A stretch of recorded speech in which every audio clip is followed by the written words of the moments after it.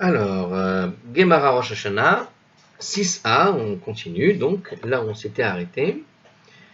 Alors, dans la suite de l'explication, Rava, donc qui avait déjà enseigné à propos euh, du pauvre, hein, que pour la charité il est coupable immédiatement, il nous a enseigné autre chose. Alors, une deuxième chose concernant la Braïta, toujours, enfin, sur les vœux en particulier. Alors, Rava a enseigné quelque chose donc sur les vœux. On va prendre directement sur ce passage-là, donc on va vraiment directement à la suite de là où on s'était arrêté. Et ici, la Gemara nous dit que Rava enseigne un nouveau point. Alors, dès qu'une fête est passée, alors Kivan she'avar alav regel echad, Amar Rava, Kivan she'avar alav regel echad, over barase. Dès qu'une fête est passée, il transgresse un commandement positif. Alors, justement, alors avant même de continuer, on peut se rappeler qu'on avait lu nous-mêmes dans les pages précédentes que a priori, quand une fête est passée, il n'est pas coupable. Il faut que ça passe dans l'ordre de Pessah, Shavuot et Sukkot. Ou bien que selon certaines opinions, c'était que Sukkot, ou d'autres, c'était que Pessah. Enfin, on avait fait tout ça au début, tout début de cette Gemara. Alors, donc ça paraît bizarre. Alors, de quoi il parle déjà? On va voir s'il n'y a pas un commentaire qui nous dit de quoi il parle. Alors, ici déjà, il fait un petit commentaire entre les lignes. Donc dès qu'une fête est passée et qu'il ne s'est pas acquitté de son obligation. Donc on parle de quelle obligation? Est-ce que l'on parle d'un vœu ou d'autre chose? Alors ça se rapporte en fait, d'après Rashi, donc c'est en fait une explication de Rashi, ça se rapporte au sacrifice. Donc si une fête est passée mais qu'on n'a toujours pas fait le sacrifice, alors effectivement, dès qu'on voit ce commentaire, on peut penser effectivement au sacrifice de Pessah, par exemple, le premier qui vient à l'esprit c'est celui-là, où évidemment, si la fête est passée, c'est terminé, on a raté le temps du sacrifice, en tout cas les sacrifices qui tombent dans les fêtes, comme celui de Pessah, ou de Shavuot, ou de Sukkot. Il y a des sacrifices spécifiques, s'ils sont ratés, tu ne peux pas revenir. Les autres sacrifices, je ne sais pas, alors est-ce qu'il parle des autres? Selon le Rambam, ceci aussi fait référence au don de trésorerie du temple, donc on est aussi dans le cas de trésorerie du temple, comme il avait effectivement cité tout à l'heure, on avait expliqué dans la Braïta, dans la vidéo précédente, que ça concernait aussi, qu'il y avait une nuance à faire, entre la tzedaka pour le pauvre qui est immédiat, qui est devant toi, qui est dans la ville, et la tzedaka, c'est-à-dire quelque chose qu'on aurait prévu comme don pour plus tard, mais qu'on réunit, qu'on finit par donner.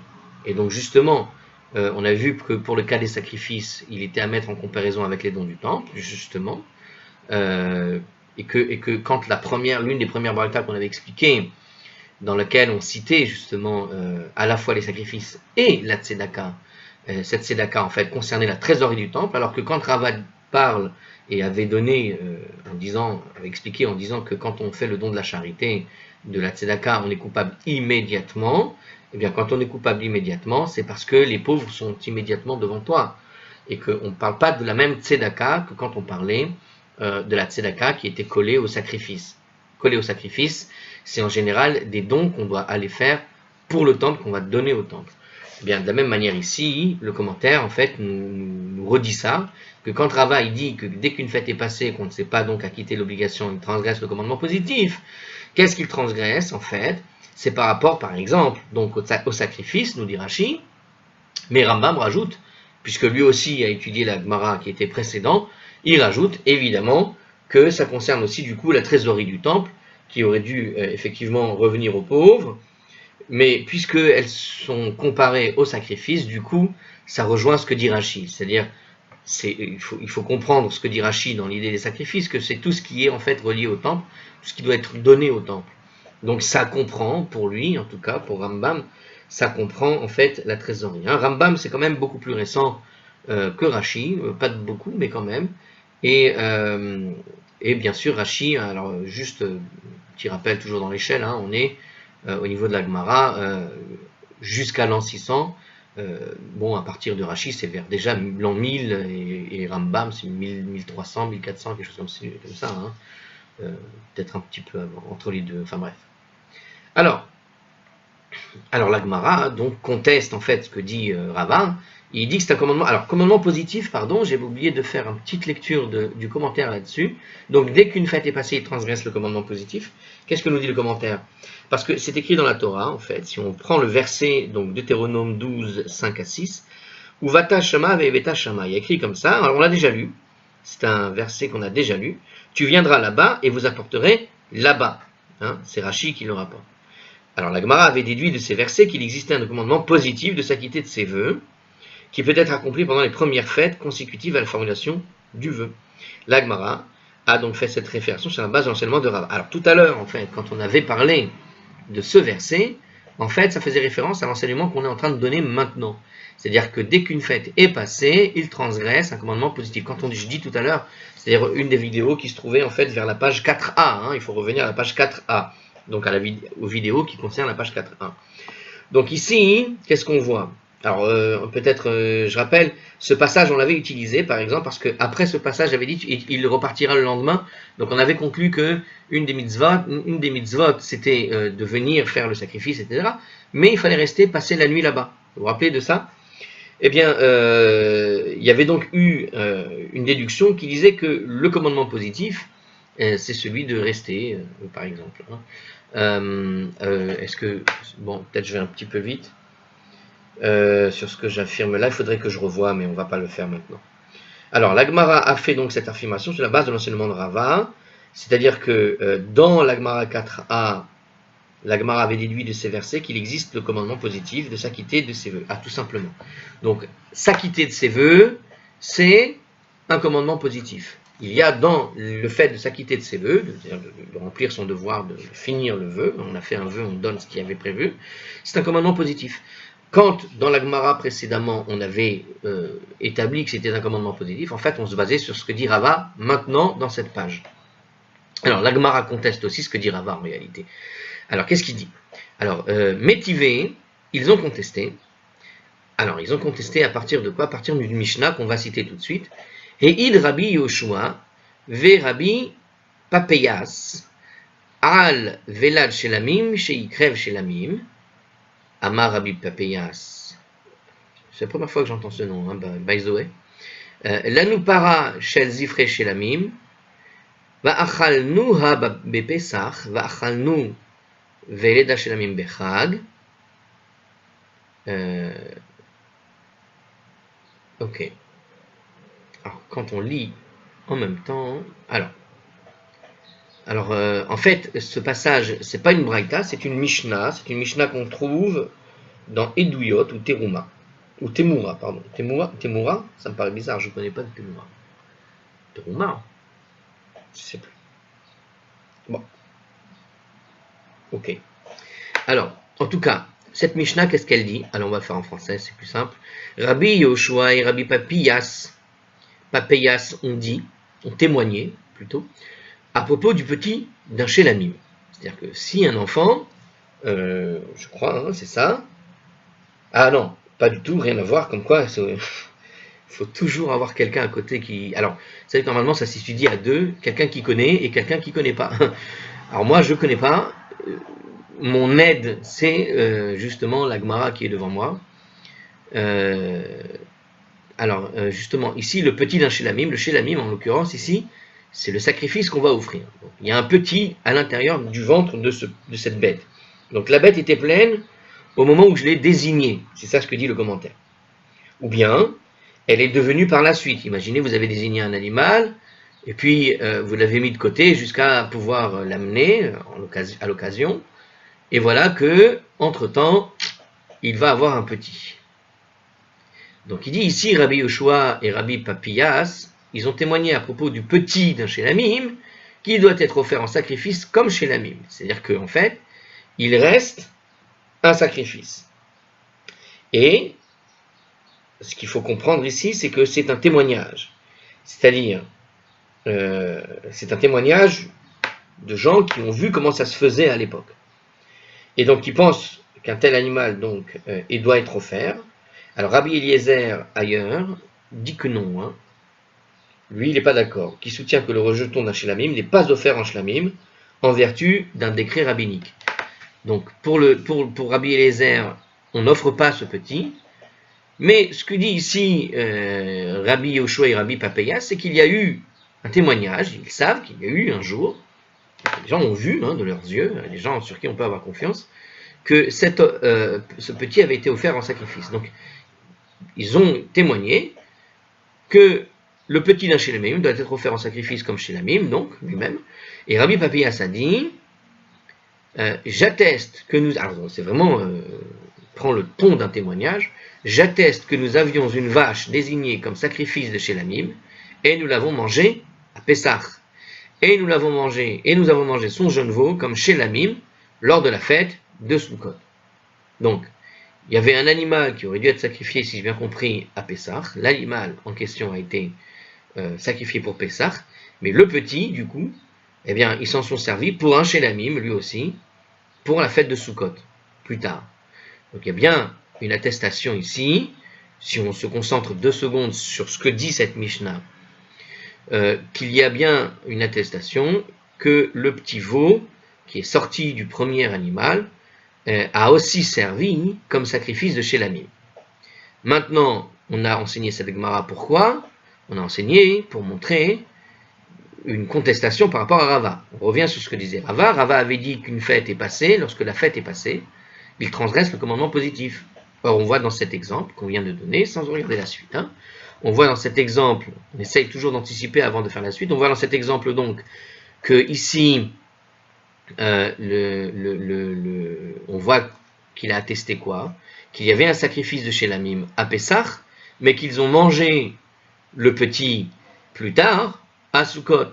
Et donc, on peut dire qu'une fête est passée. La fête de Shavuot est passée entre les deux. Et puisque la fête est passée, on voit bien qu'il n'a pas été, il n'y a pas eu de transgression d'un commandement. Ils l'ont mangé en tout bien tout honneur à Sukkot, le petit de l'animal, alors qu'il aurait dû être mangé, puisqu'il était lui-même chez Shélamim, il aurait dû être mangé aussi à Pessah ou avant Shavuot. En tout cas, la fête n'est pas passée, et pourtant, il n'y a pas eu de transgression. La fête, est passée, et pourtant il n'y a pas eu de transgression. Je commence à m'embrouiller. Il ne faut pas s'embrouiller, les amis, enfin vous avez compris. Alors qu'est-ce que dit la Gemara justement? Elle, là c'est ce que je viens de penser par moi-même. Essayez toujours de penser par vous-même avant de continuer. C'est le mieux pour anticiper les réponses. Et puis après, si on a tort, c'est pas grave, au moins on a fait l'effort. Alors, Bishlama Bepessah, Lo Akruva, il est compréhensible qu'il n'ait pas offert le jeune veau pour Pessah. Eux, ce qu'ils disent ici, la Gemara précise la question, parce qu'en fait, il n'y a même pas de question. Alors, la contestation. Donc, il est compréhensible qu'il n'ait pas offert le jeune veau pour Pessah. Et Mour, Dimchoussar Zeman Have. Parce que l'on peut dire qu'il était encore prématuré. Il était trop jeune, en fait. C'est-à-dire qu'il n'avait même pas 8 jours. Voilà. Apparemment, un animal n'avait pas le droit d'être sacrifié avant d'avoir minimum atteint l'âge de 8 jours. Donc, on ne faisait pas de sacrifice quel qu'il soit. On ne tue pas un animal s'il n'a pas un minimum d'âge, qui sont ici les 8 jours après la naissance. Donc, Ela, Velada Be'atzeret, Hechi Mashhela Ve'ovre Ale Barase. Mais comment ont-ils pu retarder d'amener le jeune veau à Shavuot et transgresser un commandement positif? C'est ce que je pensais. Donc, c'est bien, j'ai bien réfléchi. Donc, la question est posée. Effectivement, dans cette Mishnah, on voit un cas où effectivement, on a expliqué que le veau d'un Shélamim est en fait un Shélamim, et il aurait fallu le manger aussi à Pessah. Alors il précise ici, a priori, il n'aurait pas pu le manger à Pessah parce qu'on pourrait estimer qu'il n'avait pas encore 8 jours, et donc la fête pouvait passer, mais après, il y avait Shavuot. Or, la Mishnah, qui ne précise pas vraiment Sukkot entre nous, il n'y a pas écrit Sukkot, c'est l'explication qui dit que c'est Sukkot, Mais la Mishnah nous dit qu'effectivement, il aurait dû l'amener à Shavuot. Or, ils ne l'ont pas amené à Shavuot, ils ont attendu jusqu'à Sukkot. D'accord? Alors, Chag, seul, a priori, quand on dit Shlamim Bechag, apparemment, ça voudrait dire la fête de Sukkot.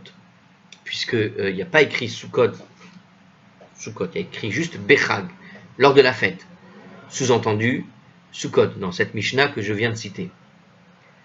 En tout cas, a priori, ça concerne la fin de Sukkot, il n'y a pas de problème là-dessus. Bon, la question est jolie, effectivement. Donc on voit que Rava déclare qu'il transgresse un commandement positif quand une fête est passée, mais on voit que ici, le cas qu'on a apporté dans cette Mishnah-là, il semble que donc Shavuot passe, et pourtant, on ne parle pas de... Comment ont-ils pu retarder d'amener le jeune veau à Shavuot et transgresser ainsi un commandement positif, nous dit la Gemara. Donc a priori, est-ce qu'ils ont véritablement transgressé un commandement positif ici? La Gemara répond, Rav Zevid, Amar Rav Zevid, Misheme de Rava. Rav Zevid le dit au nom de Rava, donc c'est quelqu'un qui connaissait Rava, il dit en fait, Kegon, il s'agissait d'un cas. On passe à la page 6b, Vaïzoé. Kegon, Shehaya Chole Baratseret. Par exemple, l'animal aurait pu être malade à Shavuot. Et donc c'est pour ça qu'ils ont attendu Sukkot.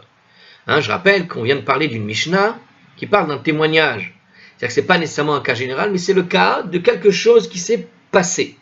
Hein, ils ont vu de leurs yeux une famille, quelqu'un, quelque chose qui avait amené un animal à Pessah et qui sont ensuite allés le manger pour Sukkot et non pas, le petit en tout cas, pour Sukkot et pas pour Shavuot.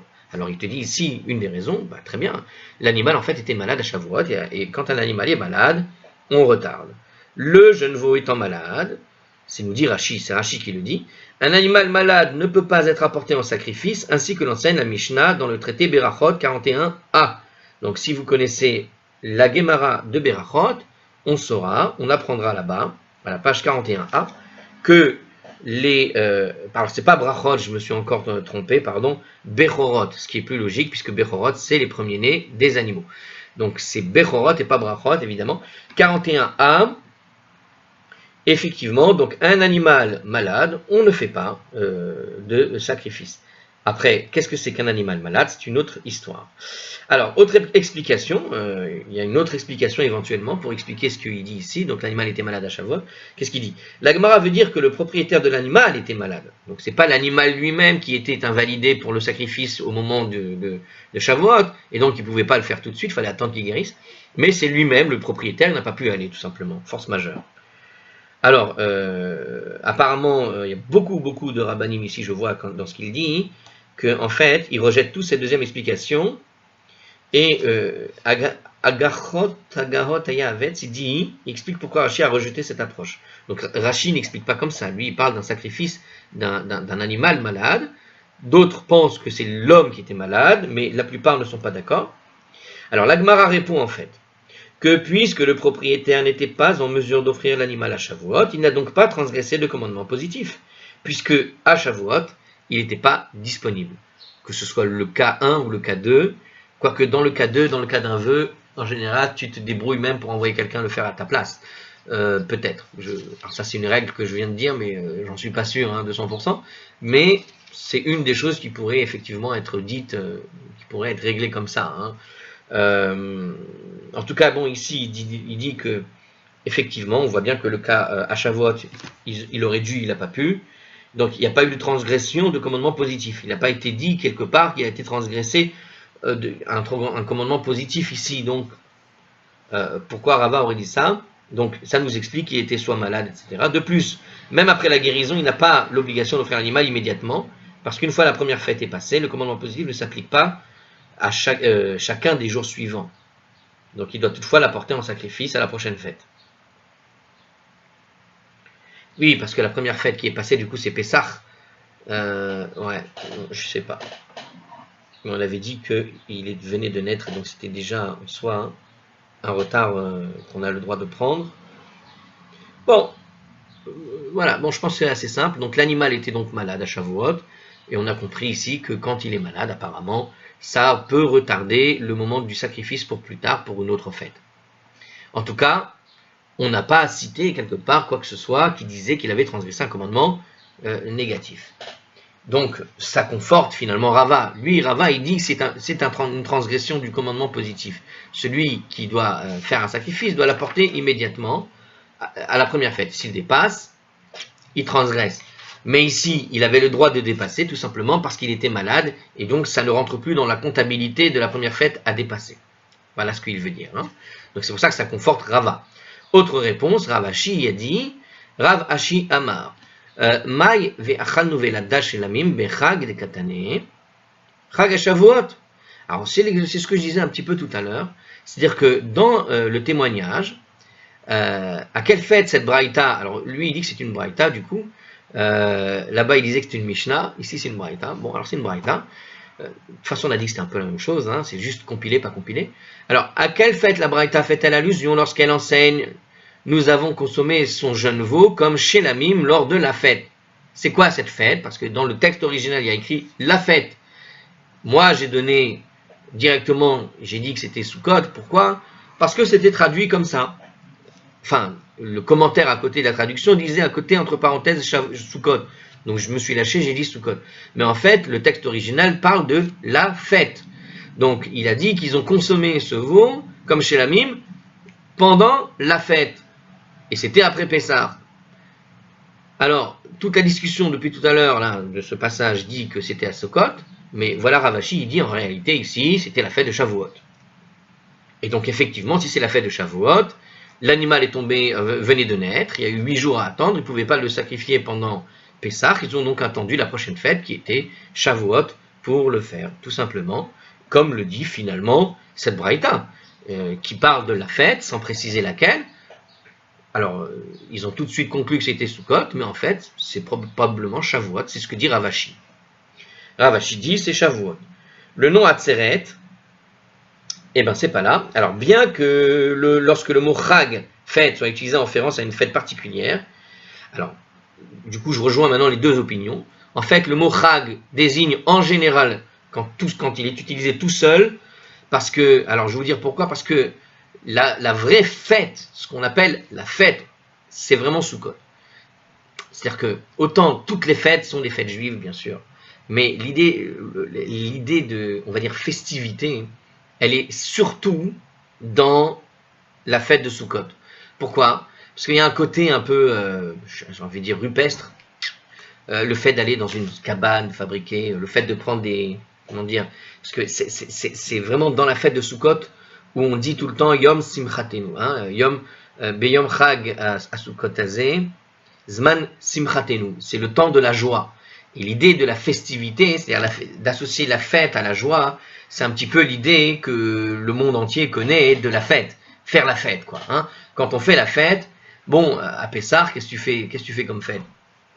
Tu vas quand même veiller le début de la nuit, comme ça, à discuter de choses bizarres, tu vas goûter des choses amères, et tu vas te priver de pain normal, tu vas manger du pain azim. Bon, il y a des gens, c'est la fête, mais c'est pas la fête à la maison tout le temps, hein, parce que c'est compliqué de supporter la matzah pour certains, etc. Alors que la fête de Sukkot, alors Shavuot, bon, c'est une fête aussi, bien sûr, alors ça peut être considéré aussi comme une fête, effectivement, parce que justement, bon, il y a pas grand-chose à faire, mais c'est vrai qu'il y a la veillée. C'est vrai que quand tu fais la fête, et que ça dure 15 jours, hein, la fête de Shavuot en Israël, et que tu vas passer toute la soirée à ne pas dormir et à étudier, bon, c'est la fête, mais c'est pas le truc où tu t'amuses, tu vois. Alors que Sukkot, tu vas à la synagogue, je répète, tu vas prendre les 4 espèces, tu vas les remuer, et c'est dans la Torah, tu dois t'amuser, tu dois être joyeux en faisant ci et ça. Sukkot est décrite comme le temps de la joie, alors que Pessah, Zecher l'Etziat Mitzrayim, c'est le souvenir de la sortie d'Égypte. Zman, Beyom Chag HaMatzot Hazeh, zut, j'ai un trou là. Yom Chag HaMatzot Hazeh. Zman, alors Zman Matan Toratenu, c'est pour Shavuot, c'est le temps du don de la Torah. Zman Zecher l'Etziat Mitzrayim. Ah, parce que comme il y a Zecher l'Etziat Mitzrayim partout, du coup j'ai une petite confusion. Je vous dis ça tout de suite, attention. Bon. Je suis désolé, je vais prendre une seconde de vérifier ça parce que ça me titille l'esprit de ne pas me rappeler. Zecher l'Itziat Mitzrayim normalement. Beyom Chag. Beyom Chag. Ah, c'est terrible, je ne me rappelle pas. Ah, Zman Cherutenu, le temps de la liberté, mon ami. C'est pour ça que, mais comme on dit tout le temps Zecher Mitzrayim et Zecher Mitzrayim, c'est lié à Pessah, j'ai eu une confusion. Zman Cherutenu dans la prière. Donc on décrit toujours Pessah par le temps de la liberté. On décrit Shavuot par le temps du don de la Torah, Et comment on décrit Sukkot? Par le temps de la fête, le temps de la joie. Et c'est vrai que la fête, la festivité, c'est surtout la joie. Donc c'est pour ça que souvent Chag définit surtout Sukkot. Bon, voilà, ça c'était pour l'histoire. Maintenant, on voit ici que peut-être ça définit exactement la fête de Shavuot aussi, dans ce cas-là, justement. Eh bien, en fait, ça désigne Shavuot, et c'est très possible, parce que tu vas manger à l'aise, tu vas être à l'aise, etc. C'est juste que tu vas faire la veillée. Bon. Alors la Gemara explique pourquoi Rav Zévid n'a pas donné cette réponse. Alors c'est vrai, du coup on peut poser la question, mais alors pourquoi celui de tout à l'heure qui a donné la réponse, il a tout de suite fait référence à Sukkot? Pourquoi il n'a pas fait référence à Shavuot, comme Ravashi? Ve'idach, et l'autre là, Amora, Kol Hechad etane bepesach tane, tane atzeret, pardon. Kol Echad etane pesach tane atzeret. Toutes les fois, alors justement, lui, regardez pas qu'est-ce qu'il dit en fait. Il dit, toutes les fois qu'un Tana mentionne Pessah, il mentionne Atzeret et non la fête. C'est-à-dire que si tu dois parler de la fête de Shavuot quelque part, tu diras toujours la conclusion, parce que je rappelle que Pessah, à partir du deuxième jour de Pessah, on a les 50 jours du compte du Homer, 49 jours, et à la fin de ce compte, on a Shavuot. Et comment on appelle la fin du compte? La fête de la conclusion. C'est la conclusion en fait. Et il dit le Tana que les rabbins de la Gemara, quand ils parlent de Shavuot, jamais ils parlent de Chag. Jamais on dirait Chag. Qu'est-ce qu'on dirait? On dirait Atzeret. On dira la conclusion. Toutes les fois où tu cites à un moment donné ou à un autre la fête de Pessah, tu arrives à la conclusion, c'est-à-dire à Shavuot. Donc tu parles de Pessah, à un moment donné, tu vas arriver à la conclusion qui va être la fête de Shavuot. Et comment tu l'appelles? La conclusion. Donc si on parle de Pessah, on parle de conclusion, on ne parle jamais de Chag. Donc voilà. Donc en conséquence, cette braïta qui utilise l'expression de la fête, dans le même contexte que Pessah, on ne peut pas faire allusion à Shavuot, donc c'est une preuve ici, pour dire que non, théoriquement, ça ne peut pas être la fête de Shavuot dont on parlait ici, comme le pense Ravashi, mais c'est la fête de Pessah. C'est de la fête, pardon, de Sukkot. Parce que je cite Pessah, si je cite Pessah, je dois dire Atzeret, et pas Chag. Or j'ai dit Chag, donc je parle de Sukkot. Rava enseigne autre chose. Bon, alors du coup, il n'y a pas tellement de conclusions. Finalement, si on a répondu, voilà, on a répondu, c'était que l'animal était malade, et c'est le cas de Rava finalement ici. Ou bien que c'était la fête, c'est soit qu'il était malade, soit c'était la fête de Shavuot, ce qui explique pourquoi il transgresse le commandement positif en dépassant la fête, si ce n'est que ici, voilà, l'argument qui était contre cet argument-là a été expliqué par soit qu'il était malade à Shavuot, soit que donc c'était la fête de Shavuot en soi qui était passée avec l'histoire du deuxième veau. Hein. Bon, voilà, on peut conclure là-dessus. Alors, autre enseignement de Rava, donc on peut démarrer sur ça. Où est-ce qu'on finit là? Alors, on va finir maintenant parce que, alors c'est très court, je vais faire une tout de suite d'ailleurs après.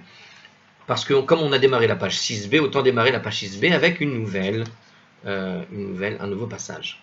Ok? C'était court, à la prochaine.